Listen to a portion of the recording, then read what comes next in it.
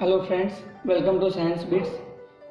मित्रों, આપણે એનસીઈઆરટીનું પ્રકરણ નંબર 13 ગુજકેટના પાછળના વર્ષોમાં પૂછાયેલા એમસીક્યુનો ઉકેલ જોઈશું। ગુજકેટ 2006ની પરીક્ષામાં પૂછાયેલો ક્વેશ્ચન, ન્યુક્લિયસની ઘનતા ખાલી જગ્યા ક્રમની હોય છે। મિત્રો, આપણે ન્યુક્લિયસની સરેરાશ ત્રિજ્યાના ટોપિકમાં આપણે ભણી ચૂક્યા કે ન્યુક્લિયસની સરેરાશ ત્રિજ્યા આપણને ખબર છે કે r બરાબર r0 a rays two 1/3 equation વડે આપણે આપ્યું હતું, જ્યાં r0 ની કિંમત આપણે 1.2 ફર્મી એટલે કે 1.2 ગુણ્યા 10⁻15 મીટર જેટલી લીધી હતી। હવે જો r0 ની કિંમત આપણે જાણતા હોઈએ તો આપણે એ થિયરીના ટોપિકમાં ડિસ્કશન કર્યું હતું કે ન્યુક્લિયસની ઘનતા ρ બરાબર દર m ભાગ્યા કદ v થશે। મિત્રો, ઘનતા શોધવાની છે। કદનું ઇક્વેશન આપણને ખબર છે। દાખલા તરીકે ન્યુક્લિયસ હોય અને ન્યુક્લિયસની આ ત્રિજ્યા જો r0 હોય તો આપણે કિંમત મૂકીએ તો દર ભાગ્યા કદની કિંમત મૂકીશું 4/3 પાઈ r0 નો ક્યુબ।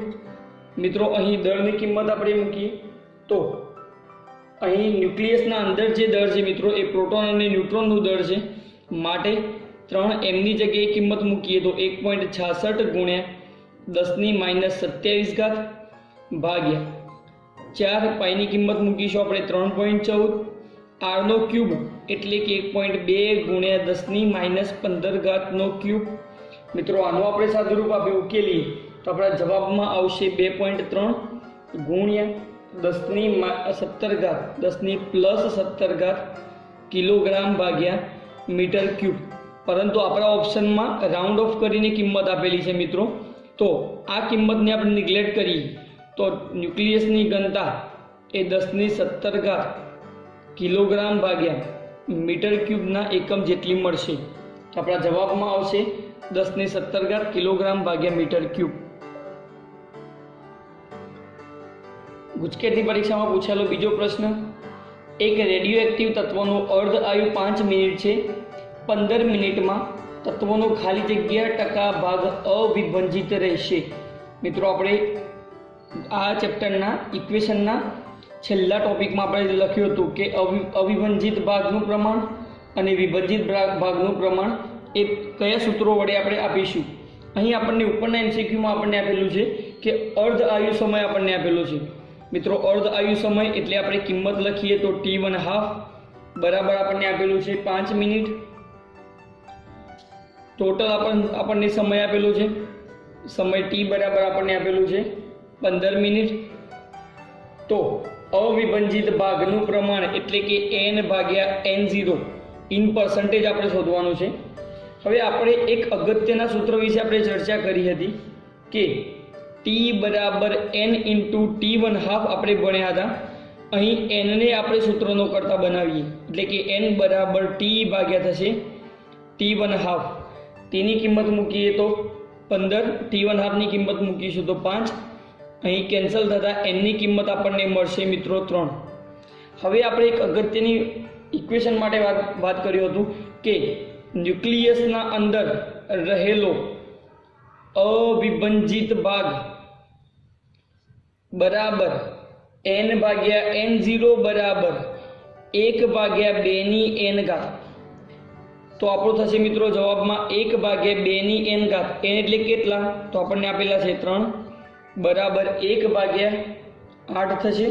હવે આ જ માપ જો આપણે ટકામાં શોધવું હોય તો આપણે ટકામાં શોધવા માટે શું કરીએ છીએ મિત્રો, પ્રમાણ માપને 100 વડે ગુણીએ એટલે કે 1/8 ગુણ્યા 100 અને આ જે જવાબ આવશે મિત્રો એ આપણો ટકામાં આવશે, માટે આપણે 100 ને 8 વડે ડિવાઈડ કરીએ તો આપણો જવાબ આવશે 12.5%।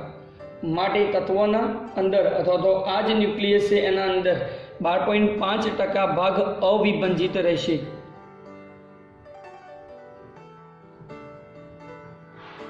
નેક્સ્ટ, નીચે જણાવેલ રેડિયોએક્ટિવ ક્ષય દરમિયાન કેટલા આલ્ફા અને બીટા કણોનું ઉત્સર્જન થશે। મિત્રો, આપણને એક પ્રક્રિયા આપેલી છે કે x નામનું તત્વ છે જેનો પરમાણુ ક્રમાંક 90 અને પરમાણુ ભાર 200 આપણને આપેલો છે। તેના અંદરથી નવું બનતું જનિત ન્યુક્લિયસ એ Y છે 80 જેનો પરમાણુ ક્રમાંક છે અને 168 એ થશે મિત્રો પરમાણુ ભાર. તો આપણે ધારીએ કે મિત્રો આના અંદરથી દાખલા તરીકે x જેટલા આલ્ફા કણનું ઉત્સર્જન થતું હોય. હવે આલ્ફા કણ એટલે કે આપણને ખબર છે કે હિલિયમનું ન્યુક્લિયસ છે, એટલે આપણે લખીશું 2He4 અને y જેટલા બીટા કણનું ઉત્સર્જન થતું હોય. બીટા એટલે -1E0. મિત્રો અહીં ડિસ્કશન કર્યું હોય કે બીટા માઇનસ બીટા પ્લસ, તો આપણને ખબર છે કે કઈ કિંમત લેવાની, પરંતુ ખાલી બીટા કણ પૂછાય તો -1E0 લઈને આપણે કેલ્ક્યુલેટ કરીશું. હવે આપણે ગુણાકાર કરીએ મિત્રો ઘાતનો. તો આપણે પ્રથમ તો આપણે પરમાણુ ભાર વિશે આપણે ડિસ્કશન કરીએ. તો ઇક્વેશનની ડાબી બાજુ 200 બરાબર 168 વત્તા 4x વત્તા 0y થશે મિત્રો. તે જ રીતે આને આપણે x ને ઉકેલીએ તો 4x બરાબર 200 માઇનસ થશે 168, એટલે કે 4x બરાબર, હવે 200માંથી આપણે 108 બાદ કરીએ અને x ને આપણે સૂત્રનો કરતા બનાવીએ તો આપણા x ના જવાબમાં આવશે 8. તે જ રીતે આપણે y ને ઉકેલીએ તો પરમાણુ ક્રમાંક આપણે સરખાઈશું મિત્રો. તો આપણા જવાબમાં આવશે ડાબી બાજુનું એટલે કે 90 બરાબર, અહીં y આપણને આપેલો છે 80 વત્તા થશે મિત્રો 2x વત્તા થશે y કૌંસમાં -1. હવે આપણે આને ઉકેલીએ તો ઉકેલમાં આપણે જોઈશું મિત્રો. તો જવાબમાં આવશે 90 બરાબર 80 વત્તા 2x ની જગ્યાએ કેટલી કિંમત મૂકીશું મિત્રો? તો x ની જગ્યાએ આપણે કિંમત ફાઇન્ડ કરી 8 માઇનસ થશે y. હવે આપણે સૂત્રોનો કરતા બનાવીએ તો y ને આપણે સૂત્રોનો કરતા બનાવીશું તો y બરાબર થશે મિત્રો જવાબમાં 6. તો આપણા જવાબમાં આવશે કે આના અંદરથી આલ્ફા કણ કેટલા ધાર્યા હતા? તો x. તો આલ્ફા કણ ઉત્સર્જિત થવાની સંખ્યા થશે 8. તે જ રીતે બીટા કણના ઉત્સર્જનનો દર હશે મિત્રો 6. તો આ જ રીતના તમે કોઈ પણ બીટા કણ, beta minus, beta plus, alpha કણ અને ગામા કણની ગણતરી પણ તમે કરી શકો છો. દરેકની આપણે ઘાત સરખાઈશું, જે ધાર્યું હોય તેને સૂત્રોનો કરતા બનાવીએ અને જે આવશે આ મિત્રો આપણો જવાબ થશે. નેક્સ્ટ MCQ, ન્યુટ્રિનો કણ ખાલી જગ્યા છે જેને, તો અહીં આપણને ખબર છે કે ન્યુટ્રિનો મિત્રો જ્યારે ન્યુક્લિયસના અંદરથી બીટા કણનું ઉત્સર્જન થતું હોય ત્યારે ઇલેક્ટ્રોન સાથે એક ન્યુટ્રિનો નામનો કણ ઉત્સર્જિત થાય છે મિત્રો ન્યુક્લિયસના અંદરથી. તો ન્યુટ્રિનો એ શું છે મિત્રો? તો ન્યુટ્રિનો એ એક પ્રકારનો કણ છે જેનો વીજભાર નથી પરંતુ સ્પિન છે. તો ખાસ યાદ રાખીશું ન્યુટ્રિનોના ગુણધર્મોમાં ન્યુટ્રિનોનો વીજભાર તો તટસ્થ અથવા તો શૂન્ય છે, જ્યારે ન્યુટ્રિનો એ સ્પિન ધરાવે છે. તો આપણા જવાબમાં આવશે ન્યુટ્રિનો કણ કે જેને વીજભાર નથી પરંતુ સ્પિન છે.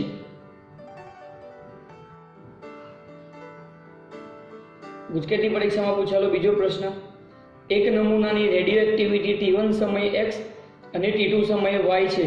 જો આ નમૂનાનો સરેરાશ જીવનકાળ τ હોય તો T2 - T1 સમયમાં વિભંજન પામતા પરમાણુઓની સંખ્યા ખાલી જગ્યા છે.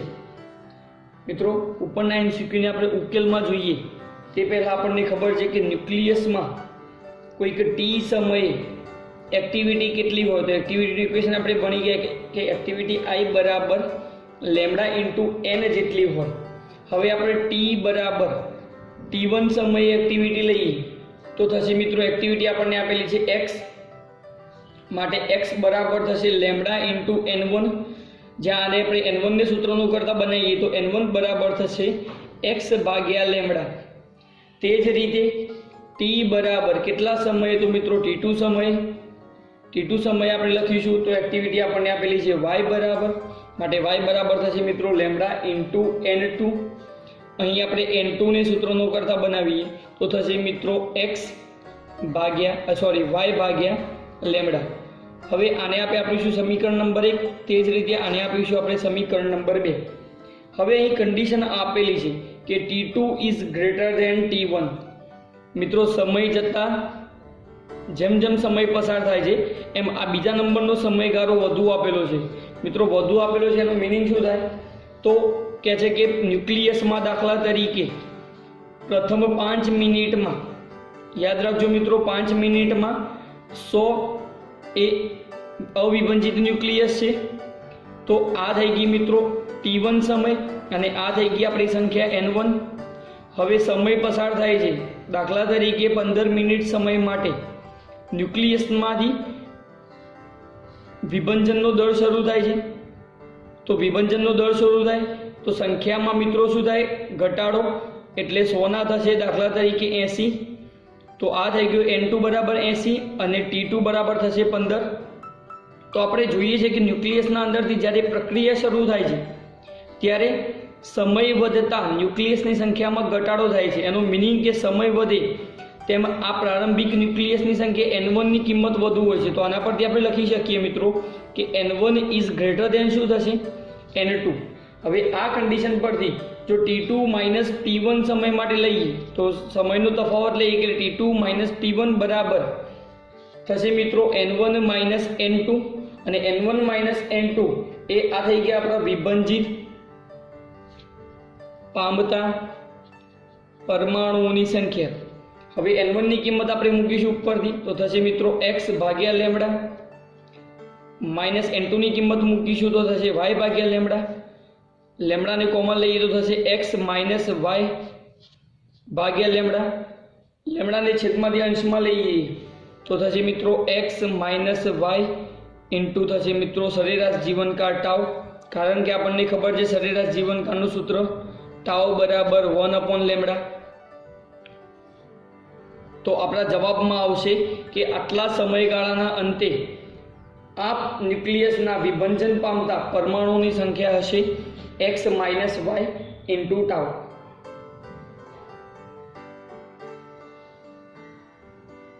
ગુજકેટની પરીક્ષામાં પૂછાયેલો બીજો પ્રશ્ન, કોઈ એક સ્થિર ન્યુક્લિયસના સમાન ઘનતા ધરાવતા બે ટુકડા થાય છે જેમની ત્રિજ્યાઓનો ગુણોત્તર 1:2 છે, તો તેમના વેગનો ગુણોત્તર ખાલી જગ્યા થશે. મિત્રો અહીં આપણે ખાસ યાદ રાખવા જેવી વસ્તુ કે દાખલા તરીકે આપણે એક વસ્તુ સમજીએ કે પ્રારંભમાં આપણને એક ન્યુક્લિયસ આપેલું છે. આ ન્યુક્લિયસને તોડવા માટે આપણે અહીં એક ન્યુટ્રોનનો માળો ચલાવીએ છીએ. ન્યુક્લિયસને તોડતા દાખલા તરીકે બે ટુકડા થતા હોય, આપણને આપેલા છે બે ટુકડા થાય છે. તો પ્રારંભમાં આ જે ન્યુક્લિયસ હતું એ ન્યુક્લિયસ મિત્રો સ્થિર હતું અને આ બંને ન્યુક્લિયસના ટુકડા થતા દાખલા તરીકે કોઈક વેગ v જેટલા વેગથી ગતિ કરે છે. તો આપણે વેગમાન સંરક્ષણનો નિયમ આપણે વાપરી શકીએ કે પ્રારંભિક વેગમાન દાખલા તરીકે આ ન્યુક્લિયસનો દર આપણને m આપેલું હોય, આનો વેગ આપણે લઈએ કેપિટલ V. તે જ રીતે આ ટુકડાનો દર આપણે લઈએ m1, આનો વેગ લઈએ આપણે v1. તે જ રીતે આનો દર આપણે લઈશું m2, આનો વેગ લઈશું આપણે v2. હવે શું થશે? વેગમાન સંરક્ષણના નિયમ પ્રમાણે પ્રારંભિક વેગમાન બરાબર અંતિમ વેગમાન, એટલે કે m કેપિટલ V બરાબર m1 v1 plus m2 v2. આપણને ખબર છે કે ન્યુક્લિયસ પ્રારંભમાં સ્થિર હતું એટલે ડાબી બાજુનો ભાગ આપણે શૂન્ય થશે, માટે 0 બરાબર m1 v1 વત્તા થશે m2 v2. અહીં આપણે બંનેના આપણે વેગનો ગુણોત્તર શોધવાનો છે. તો વેગનો ગુણોત્તર શોધવા માટે આપણે શું કરીશું મિત્રો? તો કહે છે આપણે માઇનસ m1 v1 બરાબર m2 v2. તો આપણે v1 ને સૂત્રનો કરતા બનાવીએ એટલે કે માઇનસ v1 ભાગ્યા v2 બરાબર થશે m2 ભાગ્યા m1. આને આપી આપણે સમીકરણ નંબર 1. હવે ખાસ ધ્યાન રાખવા જેવી બાબત કે મિત્રો આપણે વેગનું માન લેવાનું છે. તો વેગનું માન લઈશું તો આપણો આ જે ગુણોત્તર આવશે એ થશે v1 ભાગ્યા v2 બરાબર m2 ભાગ્યા m1 થશે. હવે આપણે જોઈએ કે m એટલે શું? તો આપણે ઘનતાનું ઇક્વેશન ખબર છે કે ઘનતા ρ બરાબર દર ભાગ્યા કદ, માટે ρ બરાબર દર એઝ ઇટ ઇઝ. કદ કેટલું મૂકીએ છીએ મિત્રો? તો 4/3 પાઈ r ક્યુબ. બંનેની ત્રિજ્યાઓનો ગુણોત્તર આપણને આપેલો છે. ત્રિજ્યાઓનો ગુણોત્તર આપણને કંઈક આવો આપેલો છે r1 ભાગ્યા r2 બરાબર 1:2, એટલે કે r1 ની ત્રિજ્યા આપણને 1 આપેલી છે અને r2 ની ત્રિજ્યા આપણને 2 આપેલી છે. તો આપણે કિંમત મૂકીએ મિત્રો આ ઇક્વેશનમાં. ન્યુક્લિયસની ઘનતા હંમેશા અચળ હોય તો V1 ભાગ્યા V2 બરાબર M2 ની જગ્યાએ કિંમત મૂકીએ તો M2 ને આપણે સૂત્રનો કરતા બનાવીએ તો આ બધા સ્ટેપ બરાબરની આ બાજુ લઈએ તો V1 ની જગ્યાએ કિંમત મૂકીશું તો V1 ભાગ્યા V2 બરાબર M2 માટે આપણે લખીશું રો 4 પાઈ R2 નો ક્યુબ બાય 3 V2 ની જગ્યાએ કિંમત મૂકીએ તો V1 ભાગ્યા V2 બરાબર M2 ભાગ્યા M1 તો થશે રો 4 પાઈ R1 ક્યુબ ભાગ્યા 3 થશે મિત્રો આ બધું કેન્સલ તો R2 નો ઘન ભાગ્યા R1 નો ઘન એટલે કે R2 બરાબર આપણને 2 આપેલા છે એટલે કે 2 નો ઘન ભાગ્યા થશે 1 નો ઘન 2 નો ઘન થશે 8 1 નો ઘન થશે 1 માટે ઝડપનો ગુણોત્તર V1 ભાગ્યા V2 બરાબર આપણને મળશે 8:1 તો આપણા જવાબમાં આવશે ઝડપનો ગુણોત્તર 8:1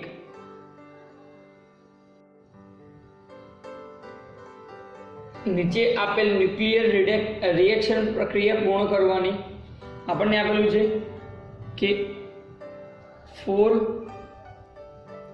beryllium 9 plus 2He4 6 carbon 12 plus dash dash dash એટલે કે આ જગ્યાએ કયો કણ ઉત્પન્ન થશે આપણે શોધવાનું છે હવે આપણે પ્રથમ તો પરમાણુ ક્રમાંકની આપણે સરવાળો કરીએ તો 4 + 2 એટલે કે 6 પરમાણુ ક્રમાંક મિત્રો ઓકે છે એટલે અહીં કોઈ પણ જાતનો સરવાળો થશે નહીં મિત્રો આપણે બેલેન્સિંગ કરીએ તો 6 + 0 એટલે 6 4 + 2 એટલે 6 એટલે કે પરમાણુ ક્રમાંક મિત્રો અહીં 0 આવશે હવે આ પ્રક્રિયા પૂર્ણ કરીએ તો 9 ને 4 થશે 13 અહીં આપણને આપેલા છે 12 બેલેન્સિંગ કરવા માટે અહીં આવશે 1 તો 0 અને 1 જેનો પરમાણુ ભાર 1 હોય અને પરમાણુ ક્રમાંક એટલે કે એના પરનો વિદ્યુત ભાર 0 હોય તો એવો માત્ર એક જ કણ છે જે ન્યુટ્રોન છે માટે આપણા જવાબમાં આવશે ન્યુટ્રોન TH232 નું વિભંજન થતાં મળતી અંતિમ નિપજ 82Pb208 હોય તો ઉત્સર્જન પામતા આલ્ફા અને બીટા કણની સંખ્યા અનુક્રમે ખાલી જગ્યા હશે મિત્રો અહીં થોરિયમનું વિભંજન થાય છે 90TH232 અને અંતિમ નિપજ આપણને મળે છે 82Pb208 હવે આના અંદર પૂછાયું કે કેટલા આલ્ફા અને બીટા કણનું ઉત્સર્જન થાય છે દાખલા તરીકે x આલ્ફા કણનું ઉત્સર્જન થતું હોય આલ્ફા કણ માટે આપણને ખબર છે કે 2He4 અને y જેટલા બીટા કણો એટલે કે -1 E0 જેટલા કણો ઉત્સર્જન થતા હોય તો પ્રથમ આપણે બંનેના પરમાણુ ક્રમાંક અને પરમાણુ ભાર આપણે સરખાઈશું તો બંનેની કિંમત મળશે પ્રથમ તો આપણે પરમાણુ ભાર સરખાવીએ તો 232 બરાબર 208 વત્તા 4x વત્તા 0 ગુણ્યા y એટલે y 0 થશે મિત્રો અહીં 4x ને આપણે સૂત્રનો કરતા બનાવીએ તો 4x બરાબર 232 માઇનસ 208 માટે આપણે x ને સૂત્રનો કરતા બનાવીએ તો x બરાબર આપણા જવાબમાં આવશે x જે છે મિત્રો તો x ના જવાબમાં આવશે 6 તે જ રીતે આપણે પરમાણુ ક્રમાંક સરખાવીએ એટલે કે 90 બરાબર 82 વત્તા 2x માઇનસ y માટે 90 બરાબર 82 વત્તા 2x ની જગ્યાએ કિંમત મૂકીશું 6 માઇનસ y માટે y બરાબર થશે મિત્રો 82 વત્તા 12 માઇનસ 90 તો y બરાબર આપણે આનો ઉકેલ મેળવીએ તો y બરાબર આવશે મિત્રો 4 તો x બરાબર 6 તો આપણે આલ્ફા કણની સંખ્યા કેટલી ધારી હતી x તો 6 એ મિત્રો ઉત્સર્જિત થતા આલ્ફા કણની સંખ્યા હશે y એ બીટા કણની સંખ્યા ધારી હતી તો y બરાબર 4 એ આપણા થશે બીટા કણ તો આપણા જવાબમાં આવશે આલ્ફા કણની સંખ્યા 6 અને અનુક્રમે બીટા કણની સંખ્યા 4 જો 13 એલ્યુમિનિયમ 27 અને 7 ઝિંક 64 ના ન્યુક્લિયસની ત્રિજ્યાઓ અનુક્રમે R1 અને R2 હોય તો R1 ભાગ્યા R2 બરાબર ખાલી જગ્યા મિત્રો આપણને બે તત્વો કયા કયા આપેલા છે? તો કે છે 13 એલ્યુમિનિયમ 27 અને બીજું આપણને આપેલું છે 7 ઝીંક 64. તો પ્રથમ તો આપણે સરેરાશ ત્રિજ્યાનું ઇક્વેશન આપણને ખબર છે કે ન્યુક્લિયસની કુલ ત્રિજ્યા r બરાબર r0 a⁻1/3 જેટલી મળે છે. અહીં r0 કોન્સ્ટન્ટ હોવાથી આપણે ડાયરેક્ટ લખી શકીએ કે ન્યુક્લિયસની ત્રિજ્યા r બરાબર ચલે છે a⁻1/3. હવે એલ્યુમિનિયમનો a કેટલો? તો આપણે આને a1 બરાબર 27 કહી દઈએ. ઝીંક માટે થશે a2 બરાબર 64. તો બંનેનો આપણે ગુણોત્તર લઈએ તો થશે મિત્રો r1 ચલે છે a1 નો ક્યુબ. a1 નો ક્યુબ બોલે તો a1 ની 1/3 ઘાત. a1 આપણને આપેલા છે 27, તો 27 ની 1/3 ઘાત. તે જ રીતે r2 ચલે છે a2 ની 1/3 ઘાત ચલે છે. a2 બરાબર કેટલી કિંમત આપણને આપેલી છે? 64. તો થશે મિત્રો 64 ની 1/3. હવે બંનેનો ગુણોત્તર આપણે લઈએ તો બંનેનો ગુણોત્તર લઈએ તો શું આવશે મિત્રો જવાબમાં? r1 ભાગ્યા r2 બરાબર 27 ની 1/3 ભાગ્યા 64 ની 1/3. 27 નું ઘનમૂળ કેટલું? તો થશે મિત્રો 3 અને 64 નું ઘનમૂળ થશે 4. તો બંનેની ત્રિજ્યાઓનો ગુણોત્તર r1 ભાગ્યા r2 બરાબર જવાબમાં આવશે 3/4. યુરેનિયમ 92235 ના ન્યુક્લિયસમાં પ્રોટોન કરતાં ન્યુટ્રોન કેટલા વધારે હશે? મિત્રો આપણને યુરેનિયમ આપેલું છે યુરેનિયમ 92235. અહીં આપણને ખબર છે કે Z એટલે જ કે પ્રોટોનની સંખ્યા આપણને આપેલી છે 92235 એટલે કે ન્યુક્લિયોનની સંખ્યા પરમાણુ ભાર. ન્યુક્લિયોન બોલે તો પ્રોટોન વત્તા ન્યુટ્રોનની કુલ સંખ્યા આપણને આપેલી છે 235. પ્રથમ તો આપણે ન્યુટ્રોન અંક શોધીએ તો ન્યુટ્રોન અંક કઈ રીતના શોધીશું? તો n બરાબર થશે મિત્રો a માઇનસ z એટલે કે 235 માઇનસ થશે 92. તો ન્યુટ્રોનની સંખ્યા આપણને મળશે 143 જેટલી. હવે પ્રોટોનની સંખ્યા કેટલી આપણને આપેલી છે? તો કહે છે 92. ન્યુટ્રોનની સંખ્યા કેટલી મળી? તો કહે છે 143. હવે પ્રોટોન કરતાં ન્યુટ્રોન કેટલા વધારે છે? તો બંનેનો તફાવત લઈએ મિત્રો, એટલે કે 143 માંથી આપણે 92 ને બાદ કરીશું તો આપણા જવાબમાં આવશે 51. એટલે કે પ્રોટોન કરતાં ન્યુટ્રોન એ 51 જેટલા વધારે હશે. ખાલી જગ્યા સમઘટક એટલે કે આઇસોમરની એક જોડ ધરાવે છે. મિત્રો આપણને ખબર છે કે બ્રોમિન આપણે ભણી ગયા કે સમઘટકનું ઉદાહરણ બ્રોમિન હતું.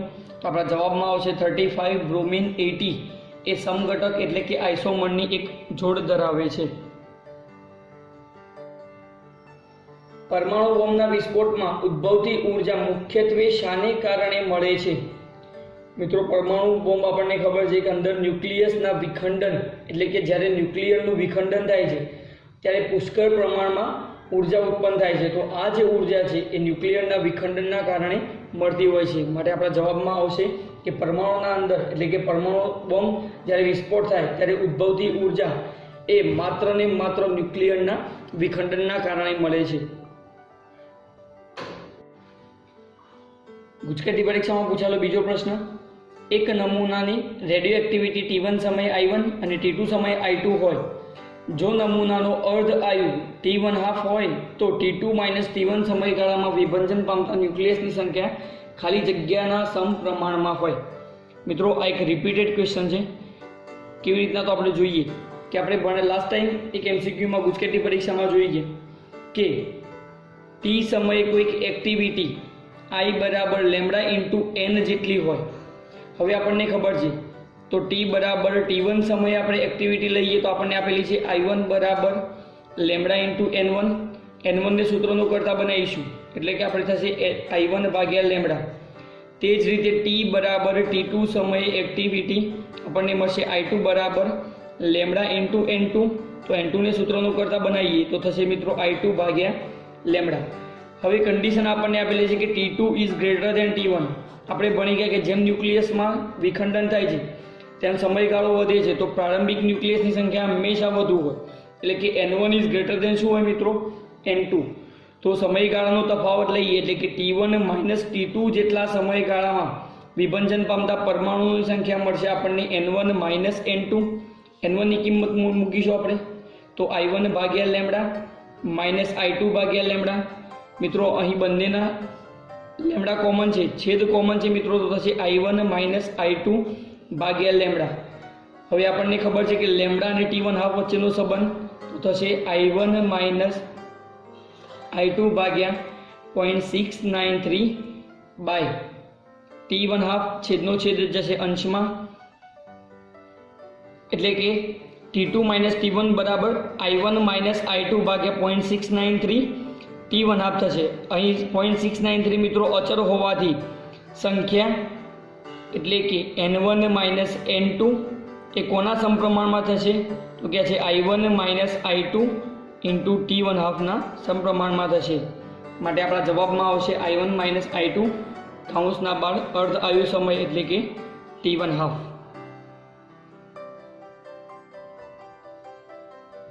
યુરેનિયમ 9238ના ન્યુક્લિયસમાં ન્યુટ્રોનની સંખ્યા ખાલી જગ્યા છે.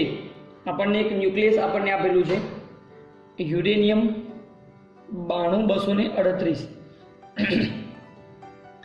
અહીં 92 એટલે કે Z પરમાણુ ક્રમાંક એટલે જ પ્રોટોનની સંખ્યા આપણને આપેલી છે. તે જ રીતે 238 એટલે કે ન્યુક્લિયોન એટલે કે પરમાણુ ભાર, એટલે જ કે પ્રોટોનની વત્તા ન્યુટ્રોનની કુલ સંખ્યા. તો ન્યુટ્રોન આંક શોધવા માટેનું સૂત્ર આપણને ખબર છે કે ન્યુક્લિયનની સંખ્યામાંથી પરમાણુ ક્રમાંક આપણે બાદ કરીએ એટલે કે 238 માંથી આપણે 92 બાદ કરીશું તો આપણા જવાબમાં આવશે 146. આ જે 146 મળ્યા એ થશે મિત્રો ન્યુટ્રોનની સંખ્યા. માટે આપણા જવાબમાં આવશે 146. ન્યુક્લિયસની સરેરાશ ઘનતા પાણીની ઘનતા કરતાં ખાલી જગ્યા છે. આપણે ભણ્યા મિત્રો કે ન્યુક્લિયસની ઘનતા એ કેટલી મળી હતી તો કે છે 2 × 10⁻17 કિલોગ્રામ ભાગ્યા મીટર ક્યુબના ક્રમની. તે જ રીતે પાણીની ઘનતા કેટલી હતી તો પાણીની ઘનતા આપણને ખબર છે કે 1000 કિલોગ્રામ ભાગ્યા મીટર ક્યુબ જેટલી મળે છે. હવે બંનેની ઘનતાનો આપણે ગુણોત્તર લઈએ એટલે કે ન્યુક્લિયસની ઘનતા ભાગ્યા પાણીની ઘનતા બરાબર 2 × 10⁻17 1000 એટલે કે 10⁻3 થશે. સાદુરૂપ આપીએ તો મિત્રો 2 × 10⁻14 મળશે. તો આપણે કહી શકીએ કે ન્યુક્લિયસની ઘનતા એ પાણીની ઘનતા કરતાં 2 × 10⁻14 જેટલી વધારે હોય છે.